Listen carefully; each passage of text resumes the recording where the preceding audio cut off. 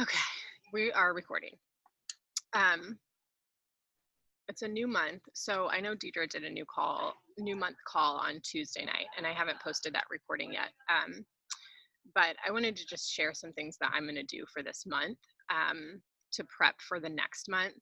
Um, and I did post a little calendar in the page, but there she is back there, just looking. Hey, girl.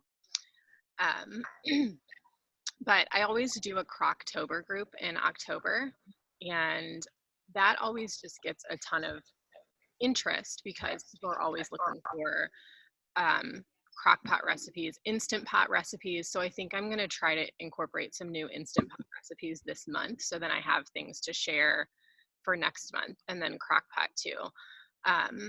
And this past month I did that free group in prep for my birthday, where I wanted to like help people lose 1 to 5 pounds before my total of 36 pounds gone before my 36th birthday.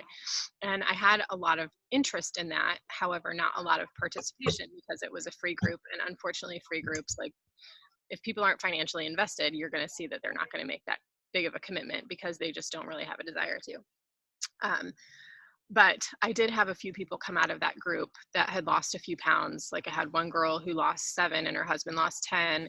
And she's now almost at the 17-pound mark gone because she bought a challenge pack, and she's been all in with workouts and Shakeology, and she's like super impressed with everything. So where I don't think the free group is always the best thing to do, it does give people the opportunity to like try something and see if they like it. And it's definitely not for everyone, but it certainly can be.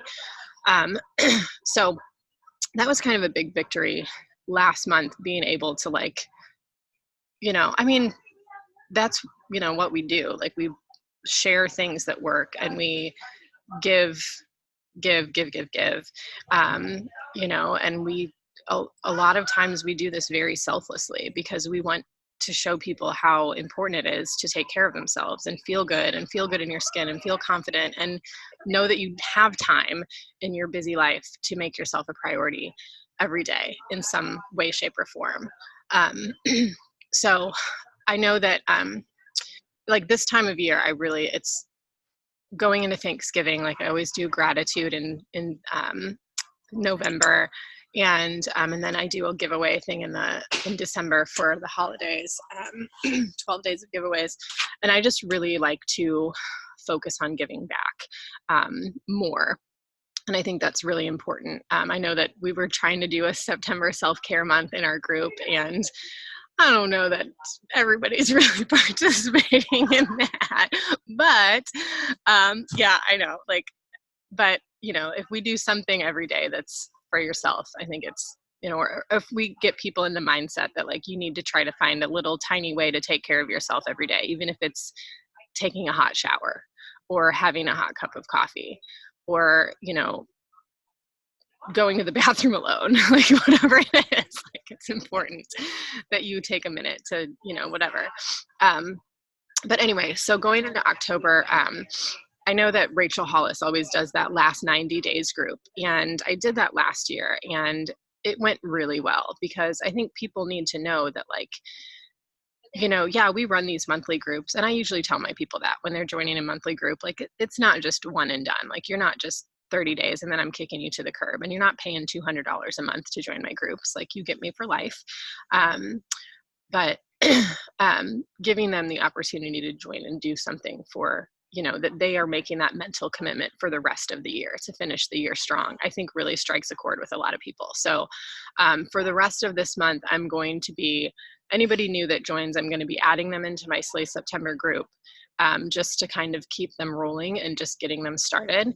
And I'm really inviting to that with like a little caveat at the end that says, by the way, we'll get you started with these workouts and get in a groove and really find a workout program that you like. And then we're going to work through it for the rest of the year. So whether that's Morning Meltdown 100 and they complete 100 workouts by the end of the year, or, but I'm going to do a big emphasis on last 90 days and encourage them to like read a book, personal development, something every month. So that's kind of my big plan. And then I would like to do a Croctober group early in the month, like starting like October 1st, technically. So that way, and I might just do a weekend, and then I'm going to put everything in a PDF document to share with them too, and get their email address. So that way I have their email address, so I can put them on a list and then send them a MailChimp like email. So October 1st is on a Tuesday. I'll probably do like a 3rd through the 6th kind of group.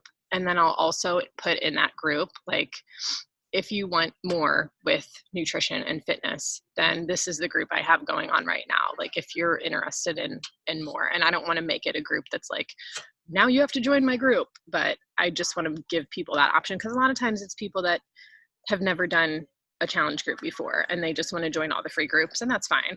But to give them that kind of option on what to do. So that's kind of just my game plan. And that's all I have for that. I wanted to share a little bit about, we had Kim Carver. I don't know if you guys know Kim Carver. He works for Beachbody Corporate. He does a lot of the training videos. He wears glasses. He's wonderful. Like, he just says so many amazing things all the time. Like, I feel like he's just like, he should write a book. He should be a motivational speaker. Like, he just knows, and I remember, let's see, I did a retreat. We did a Destin retreat in like 2016, and he came, and I didn't know who he was, like, aside from Beachbody stuff, but he has 4 kids, and his 2 oldest have special needs, and his 2 youngest don't. And he talked about, he told a story about his daughter and how she wanted to like run track, and it was just this, he's just an amazing storyteller, and it was just this very touching, heartfelt story about how she was really, I mean, she has a lot of mobility issues, and she was really struggling to do all the things, but like, everybody came together as a community and cheered her on, and she did this race, and it was just this, she had this like big winning moment, and like, we were all in tears. And but he, turned that into a story about perseverance and community, and I'm getting chills just thinking about it. But I've been to several retreats where he's come and he's told these, just these like stories that turn into like an amazing life lesson. He came to St. Louis and did a 4 Vitals training for us a couple years ago, and same thing. So anyway, long story short, he's a wonderful person, and he has just amazing wisdom and insight. And he did a little call for us yesterday, and the call, he's like, he got on the call and he's like, sorry, I didn't really prepare for this, except for this morning. Like, I had some ideas, and really on my drive into work this morning, I was just really thinking about what I could talk about. So just, hopefully this is good. And of course it was wonderful and amazing. And I'm like, well, yeah, I mean, you could like say the alphabet in Chinese and it would be beautiful and articulate. And so he talked about what's driving our decisions. Is it fear or is it belief? And really kind of just expanded on the fact that like, this business is very challenging because it takes us so far out of our comfort zone in so many different ways, especially as a brand new coach, when maybe you've never posted a selfie on Facebook before, or let alone like worked out in a sports bra and got sweaty and like showed anyone else what you do in your basement, and like, it is really challenging. And a lot of times those early on decisions are driven by fear, because we're afraid that people are going to judge us, and we're going to be afraid of what people are going to think of us, whether it's close friends, family members, and really that tends to lead our decision.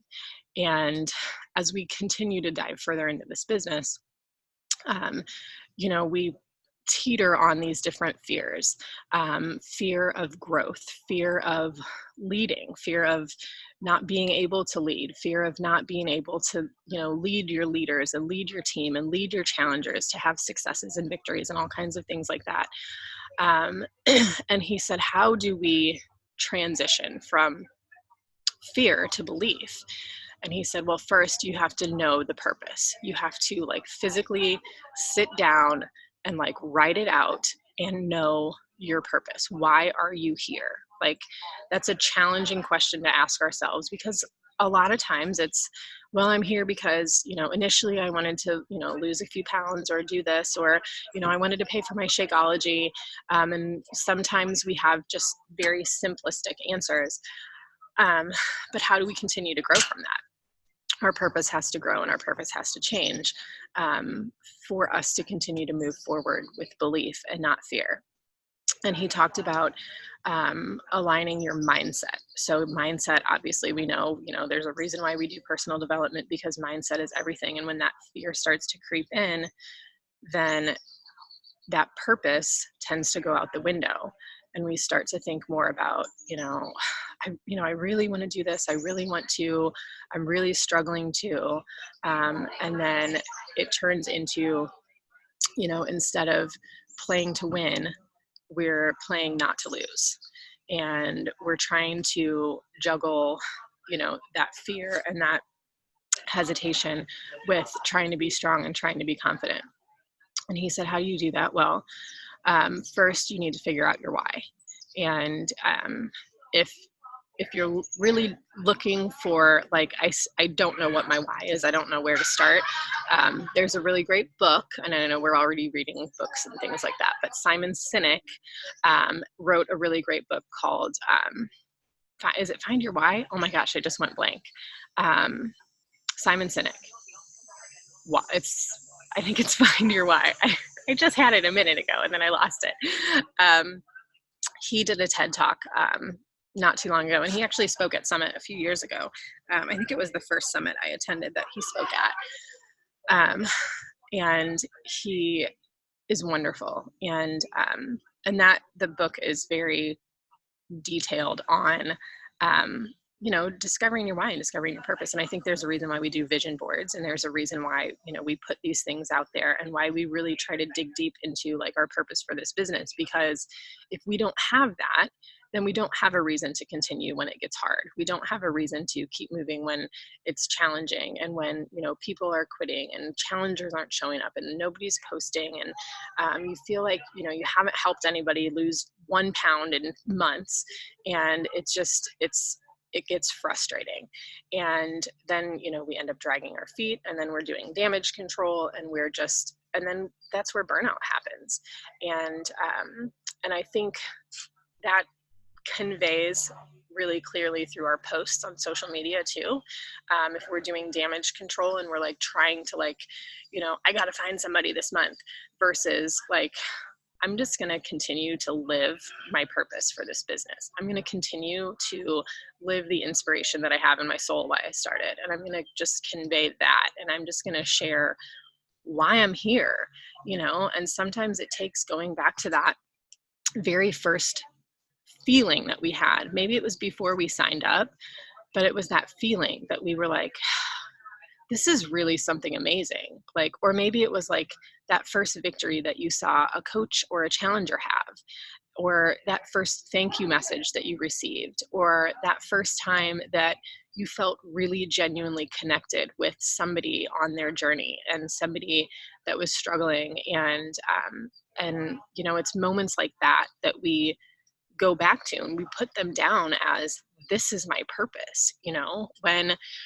When you hit that number on the scale that you're like, I didn't think this was going to be possible without hiring this person, paying this person, doing this, all these things. And you did it on your own, and you did it because you believe, and your decisions are being driven by belief versus fear.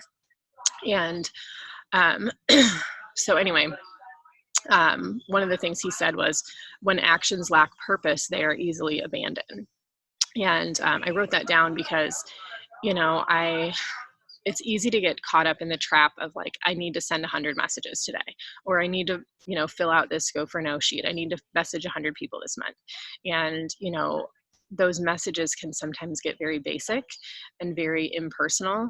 And then when we don't get a response, then we feel frustrated, and we feel like, I'm spinning my wheels. I'm doing the same thing over and over and over. Why is no one responding to me? And it's because we have lost sight of that purpose. So going back to those basic questions, why am I here? what am I doing? What do I want to accomplish? And it's not always a rank, and it's not always an income, and it's not always a number on the scale. Sometimes it's a feeling. A lot of times it's a feeling. And it's, whether it's a feeling of acceptance or a feeling of community or a feeling of accomplishment, I think that plays a huge role in it. So he said, go back to,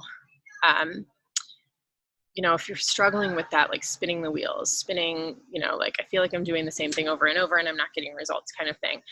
What activities can you control? What what choices can you make that you can control the outcome? Well, I can control what time I wake up in the morning. I can control what workout I do today. I can control the conversations that I have with people. I can control the choices I make throughout my day regarding my nutrition and my fitness and my ability to form relationships with other people. I can control my emotions, whether you're using Mel Robbins counting down from 5, 4, 3, 2, 1 and saying, because that's what I had to do on Thursday when I was getting ready to board my plane, and I was like palms sweaty, armpits like just drenched, and I'm like, I hate like total travel anxiety every single time. I'm a nervous wreck, and I have to count down 5, 4, 3, 2, 1, and I have to tell myself, like, you're being ridiculous. You need to stop.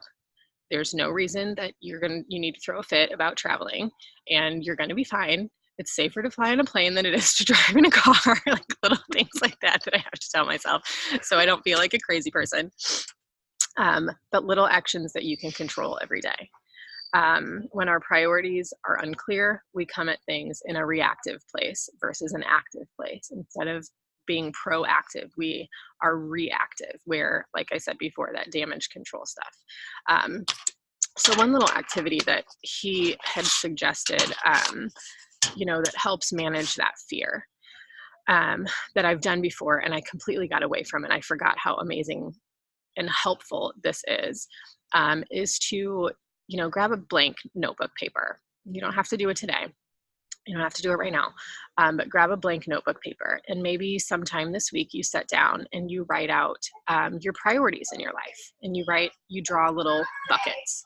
So you do a bucket for your family, you do a bucket for your job, you do a bucket for your coaching, you do a bucket for your faith, whatever your core priorities are. And you can have 3 or you can have 10 or, whatever it is. And then you put in that bucket what those things are that you do.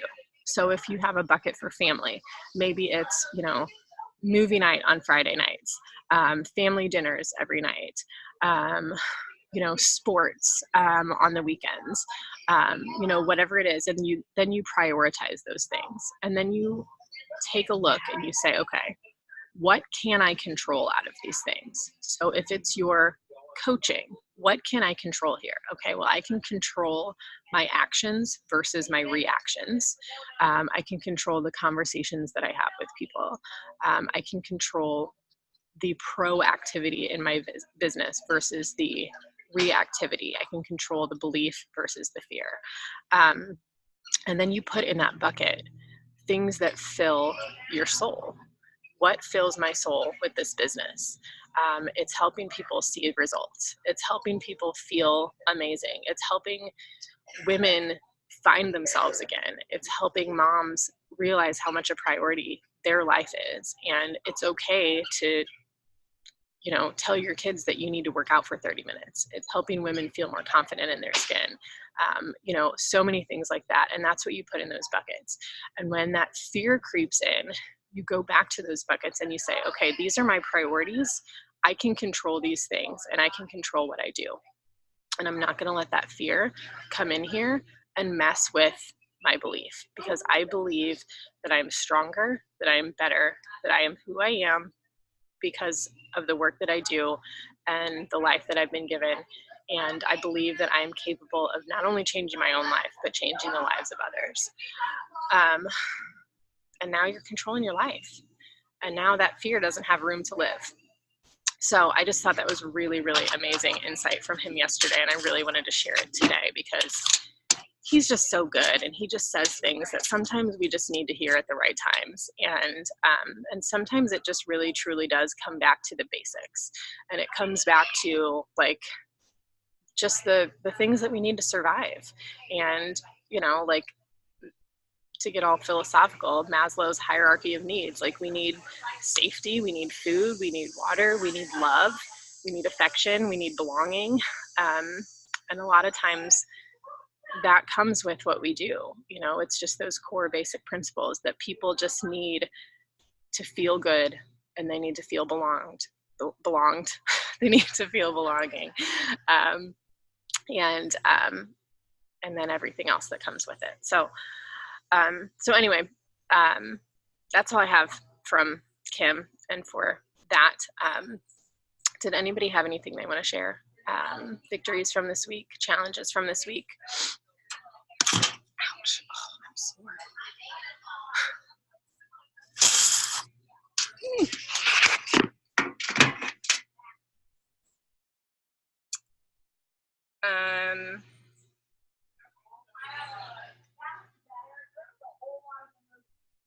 Well, then I will get the recording up, and feel free to share it. I'll post it here in just a little bit. And then we'll just enjoy the rest of your weekend, gals. Yeah, how are you doing, Amanda? How's everything? You guys okay? Yeah, I think things are looking better. Okay. He's not unlike the husband, but he's not going down. Yeah. Okay. But we're on our way to the zoo just because Brooklyn's earned it, and I think we're actually probably going to head home tonight, if not stopping through the city. Yeah. But they said, I mean, he's got pneumonia really bad in one of his lungs, and more than half of that lung isn't like changing the CO2 to oxygen. So that's one of the problems they're looking at.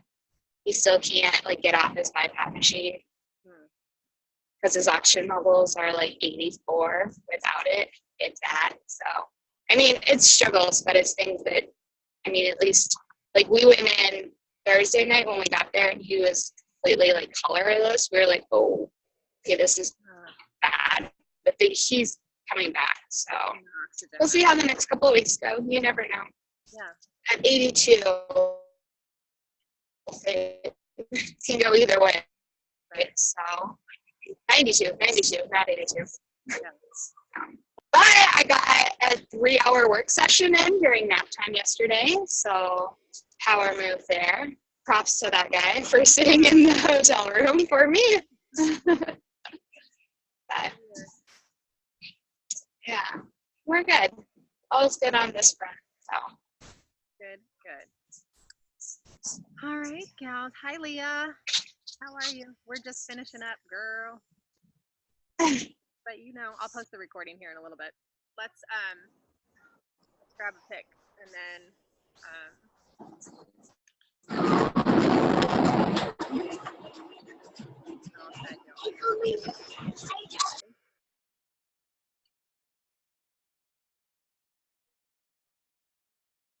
Leah's like, what is happening? Yeah, I can see you. You're on. I see you. Can you hear me? Smile. Okay, we got it. All right, gals. Well, safe travels, Amanda. You guys have a good rest of your weekend. Bye.